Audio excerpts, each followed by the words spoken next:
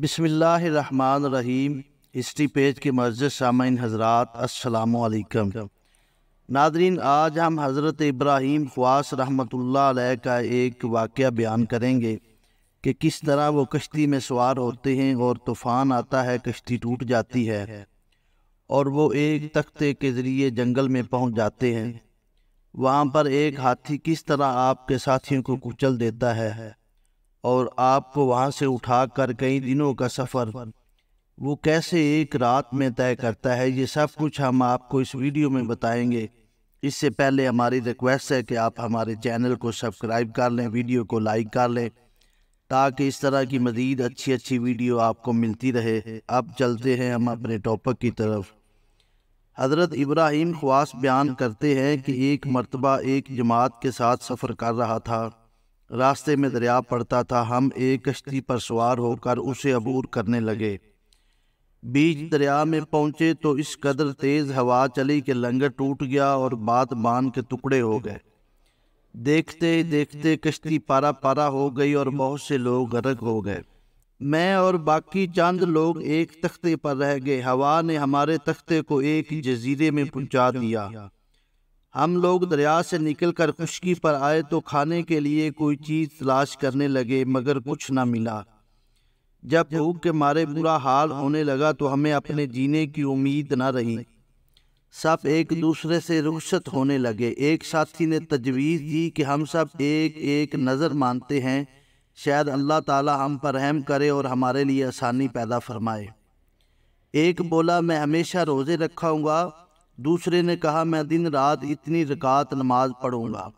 इसी तरह सब ने एक एक मन्नत मानी। मेरे मुंह से निकला, जब तक जिंदा रहूंगा हाथी का गोश्त ना खाऊंगा। मेरी नज़र का हाल सुन के सब कहने लगे, ये मजाक का कौन सा वक़्त है, भला हाथी का गोश्त कौन खाता है, तुम्हारी नज़र जायज़ नहीं।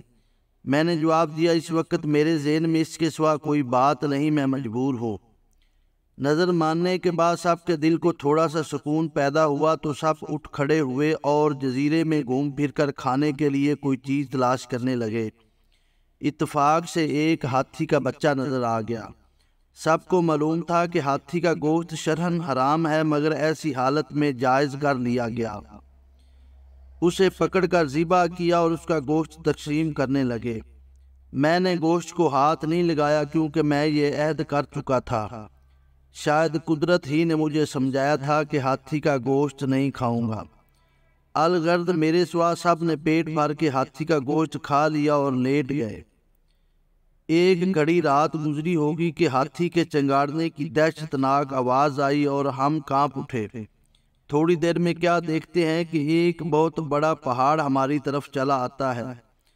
उसकी खौफनाक चीखों से हमारे दिल दहल गए। आंखों के सामने मौत की तस्वीर चक्कर खाने लगी और हमने एक दूसरे से लिपट कर आंखें बंद कर ली। हथनी ने हमारे करीब आकर सूंड बढ़ाई और एक एक को सूंघने और पाँव से कुचलने लगी। उसने एक एक करके मेरे सारे साथियों का खात्मा कर दिया।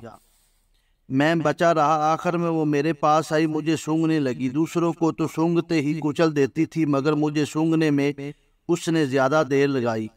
आखिर में उसने मुझे सूंड से पकड़कर उठा लिया और दहशत के मारे मेरी जान निकल गई और मैं अल्लाह से दुआएं मांगने लगा।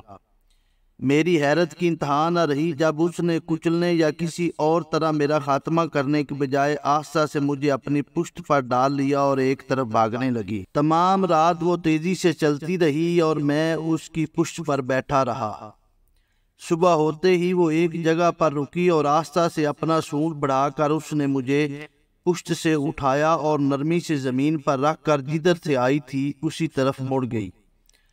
जब वो मेरी नज़रों से गायब होगी तो मैंने अल्लाह का शुक्र अदा किया कि मेरी जान बच गई। थोड़ी दूर चला हूँ, मुझे एक सड़क नज़र आई। उस सड़क की तरफ मैं चल पड़ा। चलते चलते वहाँ मुझे एक शहर नज़र आया। मैं शहर के अंदर दाखिल हो गया। लोगों ने मेरा हाल दरियाफ्त किया तो मैंने अपनी सारी दास्तान उनको सुना दी।